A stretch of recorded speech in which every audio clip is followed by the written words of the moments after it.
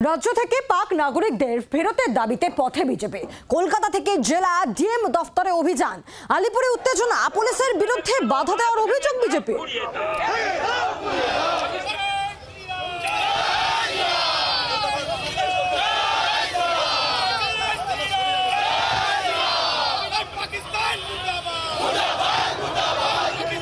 কলকাতা থেকে জেলা DM office ঘেরাও কর্মসূচি। আসানসোলের ছবি দেখাচ্ছি আপনাদের সামনে, রাখছি সেই ছবি।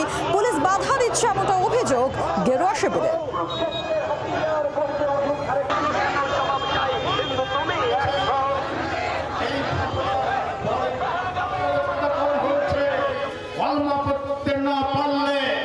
মিছিলে নেমেছি সমগ্র পশ্চিমবঙ্গ জুড়ে, আমরা আজকে রাস্তায় নেমেছি।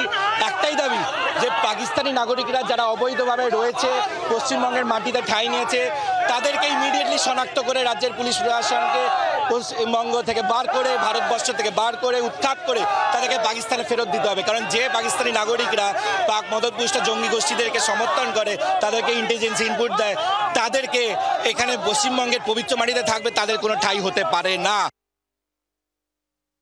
পাকিস্তানিদের বার করতে হবে।